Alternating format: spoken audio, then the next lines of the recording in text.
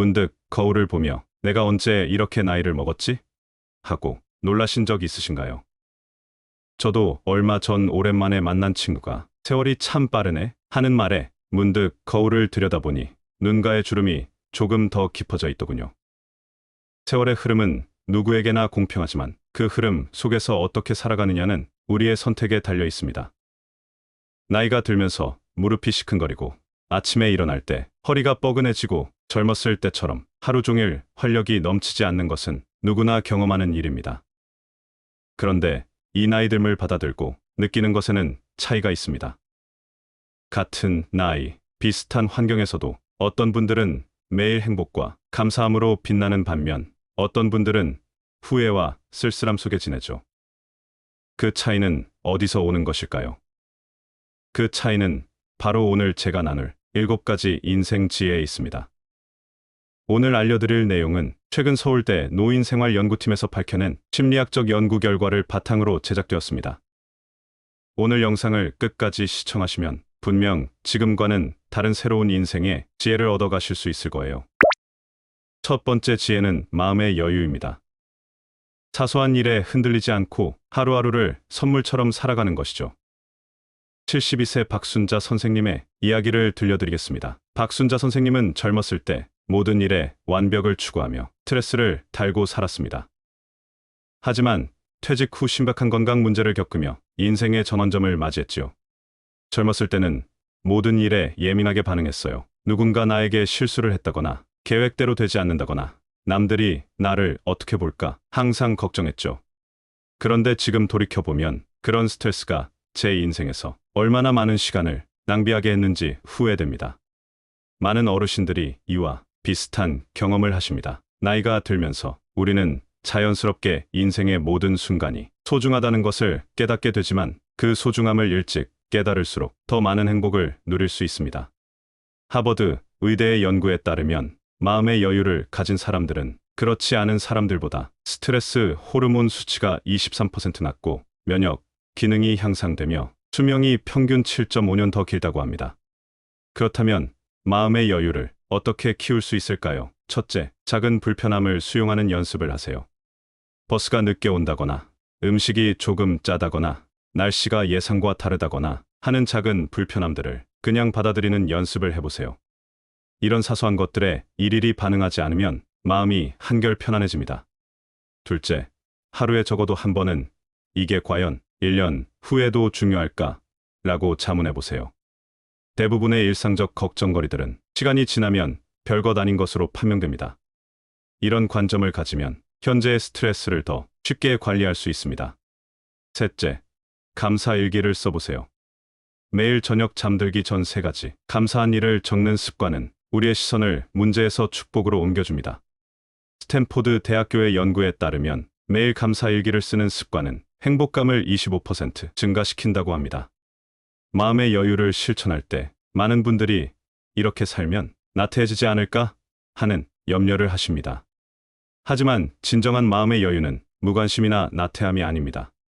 오히려 정말 중요한 것에 에너지를 집중할 수 있게 해주는 지혜입니다.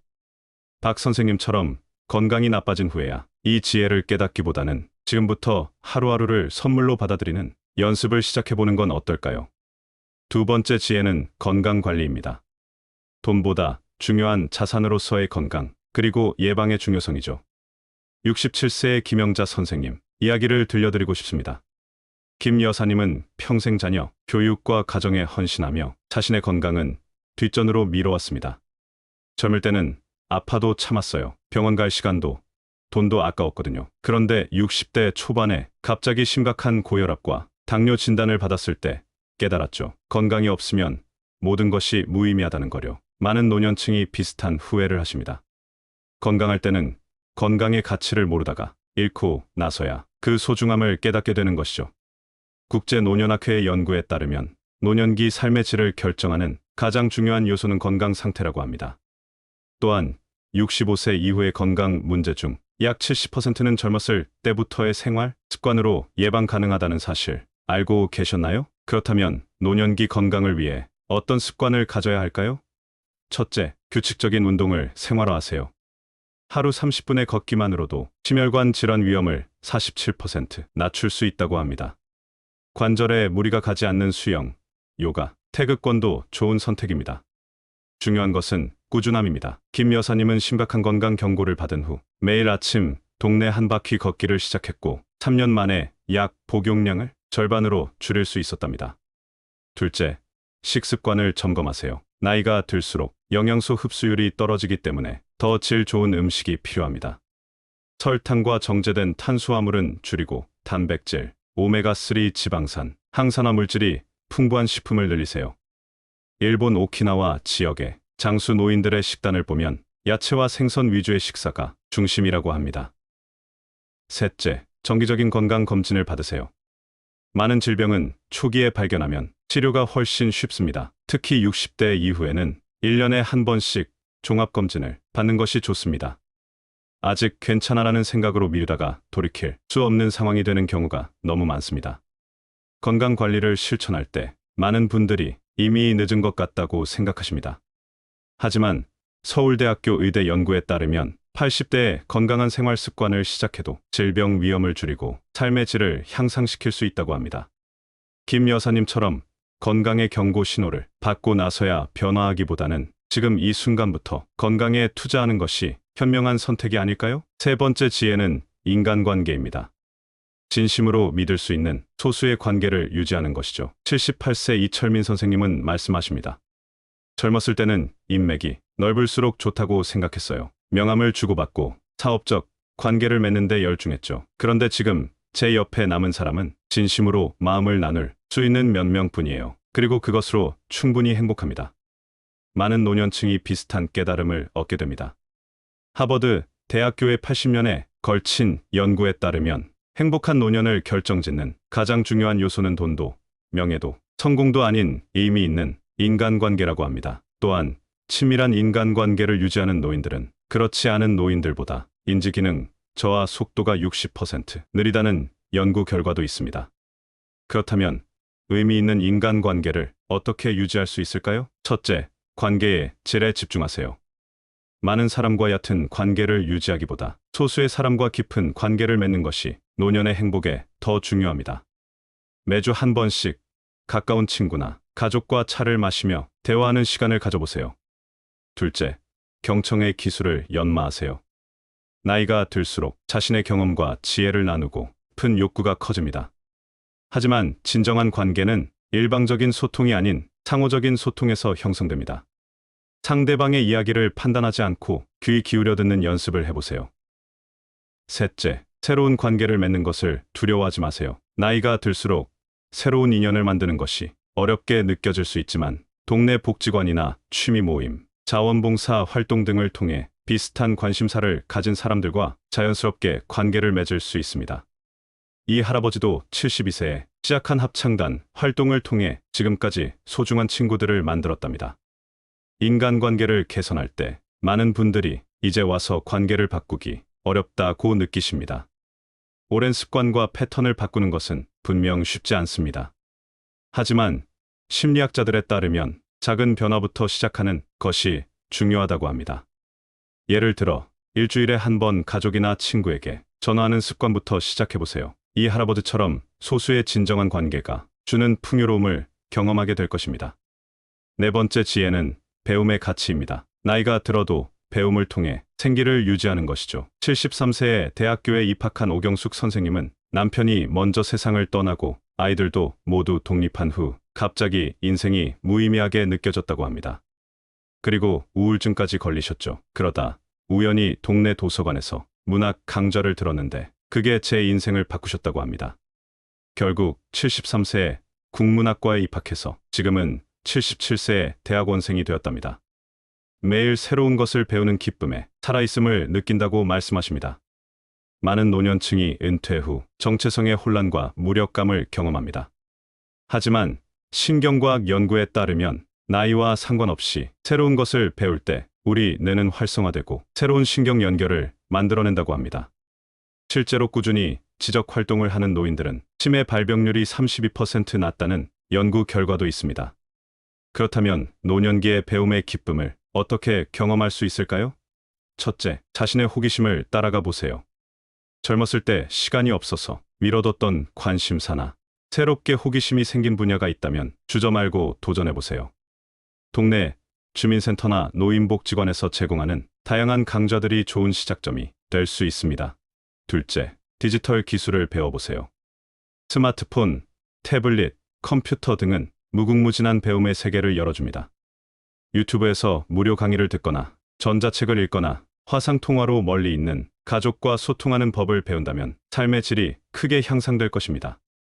오 할머니도 처음에는 컴퓨터를 켜는 것조차 어려워했지만 지금은 SNS로 전 세계 문학 애호가들과 소통한답니다.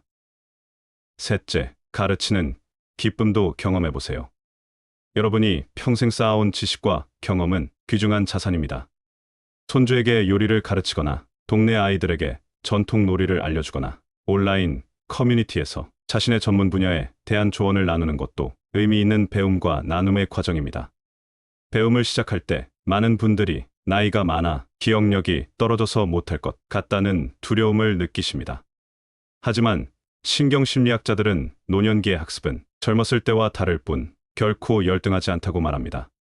오히려 풍부한 경험과 지혜를 바탕으로 한 통합적 이해 능력은 노년기에 더 발달한다고 합니다. 오 할머니처럼 늦게 시작해도 배움의 세계는 우리에게 활력과 의미를 선사할 것입니다. 다섯 번째 지혜는 경제적 준비입니다. 노년을 지키는 최소한의 경제적 안전망을 갖추는 것이죠.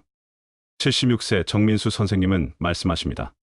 제 친구 중에는 퇴직 후 여행도 다니고 취미 생활도 즐기며 행복하게 사는 사람이 있는가 하면 매달 연금만 기다리며 불안에 떠는 친구도 있어요.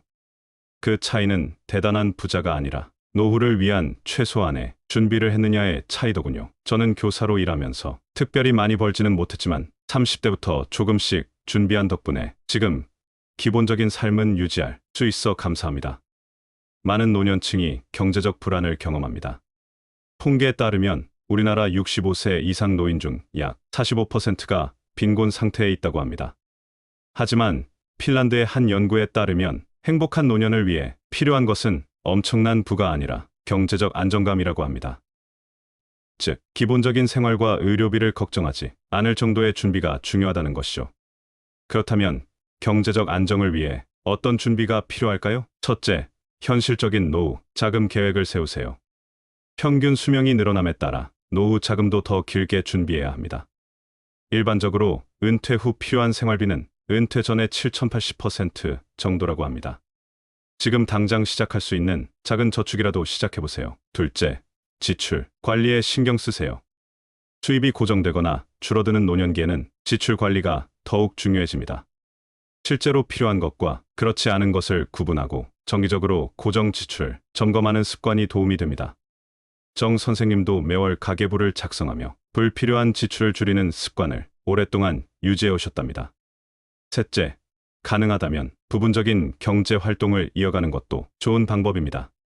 완전한 은퇴보다는 시간제 일자리나 자신의 경험을 활용할 수 있는 컨설팅, 멘토링 등의 활동은 경제적 도움뿐 아니라 사회적 유대감과 자존감도 높여줍니다.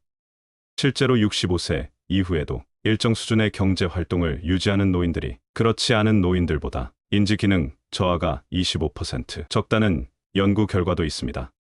경제적 준비를 시작할 때 많은 분들이 이미 늦었다고 생각하십니다. 하지만 경제 전문가들은 언제 시작하든 준비하지 않는 것보다는 낫다고 조언합니다. 60대에 시작하더라도 소비 습관을 조정하고 자산을 효율적으로 관리하며 정부 지원 프로그램을 적극 활용한다면 경제적 안정감을 높일 수 있습니다. 정 선생님처럼 작은 준비가 노년의 삶의 질을 크게 바꿀 수 있다는 것을 기억하세요. 여섯 번째 지혜는 의미 있는 취미입니다. 자신을 지탱할 취미의 중요성이죠. 82세 최종수 선생님의 이야기는 우리에게 많은 시사점을 줍니다. 은퇴 후 처음 2년은 정말 힘들었어요. 40년 넘게 회사에 다니다 갑자기 할 일이 없으니 존재 이유를 잃은 것 같았죠. 그러다 우연히 동네 목공 교실에 등록했는데 그게 제 인생을 바꿨어요. 지금은 매일 아침이 기다려집니다. 작은 작업실에서 나무를 만지며 보내는 시간이 너무 행복해요. 손주들 장난감도 만들어주고 이웃에게 작은 선물도 하고 이제는 시간이 부족할 정도랍니다. 많은 노년층이 은퇴 후 역할 상실로 인한 공허함을 경험합니다.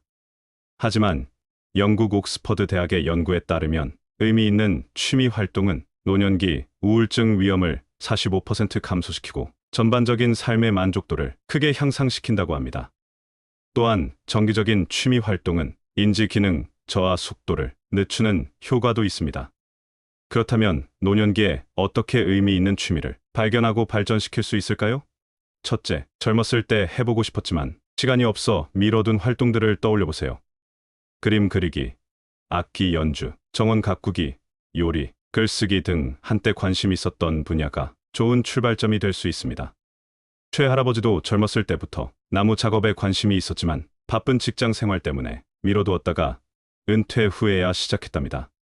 둘째, 신체적 조건에 맞는 활동을 선택하세요. 나이가 들면서 신체적 제약이 생길 수 있지만 그에 맞게 조정된 활동을 찾는 것이 중요합니다.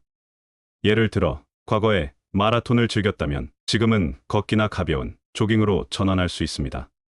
조건에 맞게 조정하면 여전히 많은 즐거움을 얻을 수 있습니다. 셋째, 사회적 연결을 제공하는 취미를 고려해 보세요. 합창단, 독서 모임, 댄스 클래스, 자원봉사 활동과 같이 다른 사람들과 함께하는 취미는 사회적 고립을 예방하고 소속감을 제공합니다. 실제로 사회적 요소가 포함된 취미 활동은 개인적으로 하는 취미보다 정신 건강에 더 큰 긍정적 영향을 미친다는 연구 결과가 있습니다. 취미를 시작할 때 많은 분들이 나는 재능이 없어서 또는 이제 배우기에 너무 늦었다고 생각하십니다. 하지만 취미의 진정한 가치는 전문성이나 성취가 아니라 그 과정에서 느끼는 즐거움과 의미입니다. 최할아버지도 처음에는 반듯한 나무 상자 하나 만들지 못했지만 지금은 동네에서 인정받는 목공 장인이 되었습니다. 중요한 것은 완벽함이 아니라 시작하는 용기입니다. 일곱 번째 지혜는 자기 주도적 삶입니다. 타인의 눈치를 보지 않고 자신의 삶에 책임지는 것이죠. 70세 이순자 선생님은 말씀하십니다. 50년 넘게 주변 사람들의 기대에 맞춰 살았어요.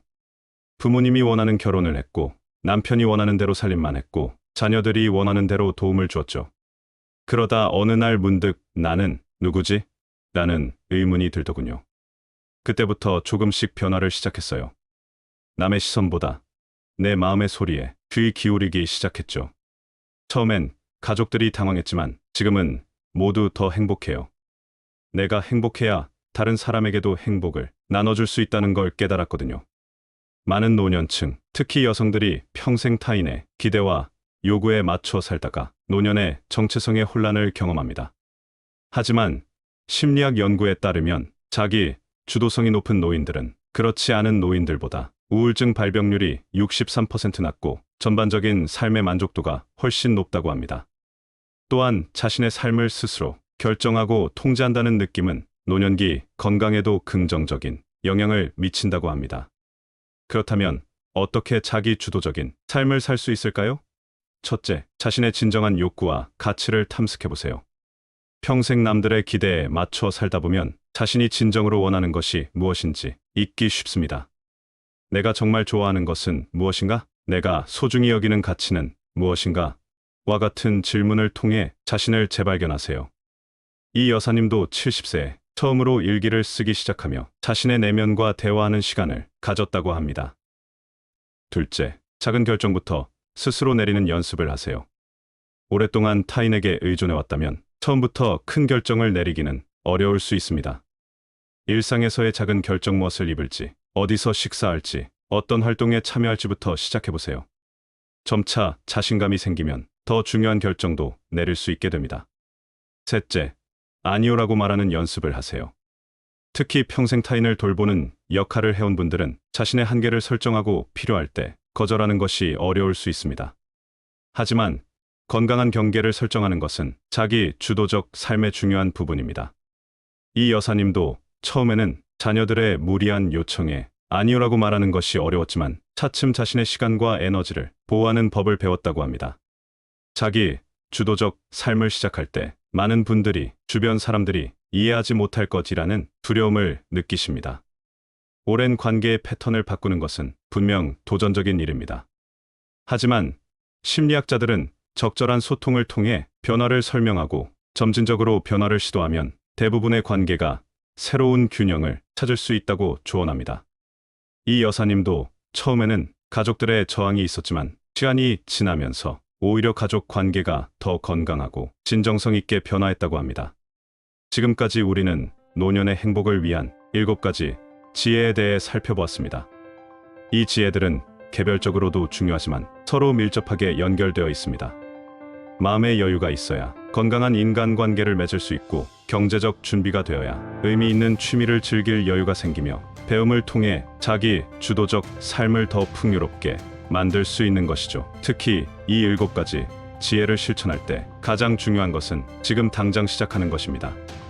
많은 분들이 나이가 들어서 이제라는 생각으로 변화를 주저하지만, 하버드 의대의 연구에 따르면 80대, 90대에도 새로운 습관을 형성하고 삶의 방식을 바꾸는 것이 가능하다고 합니다. 우리의 뇌와 마음은 나이와 상관없이 계속해서 성장하고 변화할 수 있는 놀라운 가소성을 가지고 있기 때문입니다. 또한 이런 변화는 한 번에 모두 이루어질 필요는 없습니다. 오히려 한 번에 한 가지 영역에 집중하여 작은 변화부터 시작하는 것이 더 효과적입니다.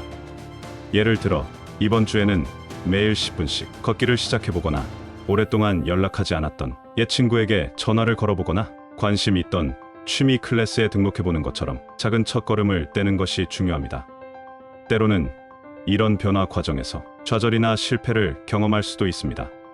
새로운 습관을 형성하거나 오래된 패턴을 바꾸는 것은 결코 쉬운 일이 아니니까요. 하지만 자신에게 인내와 자비를 베푸는 것이 중요합니다. 완벽함을 추구하기보다는 꾸준히 노력하는 과정 자체에 의미를 두세요. 실패했다고 느낄 때마다 다시 시작할 수 있는 용기가 진정한 변화를 가능하게 합니다. 마지막으로, 이러한 변화의 여정에서 도움을 청하는 것을 두려워하지 마세요. 가족, 친구, 전문가의 조언과 지지는 변화의 과정을 더 쉽고 즐겁게 만들 수 있습니다.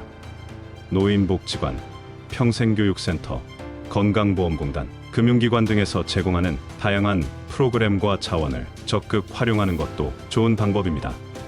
노년기는 인생의 황금기가 될 수 있습니다. 평생 쌓아온 지혜와 경험을 바탕으로 더 이상 남의 시선에 얽매이지 않고 진정으로 자신에게 중요한 것에 집중할 수 있는 시간이니까요.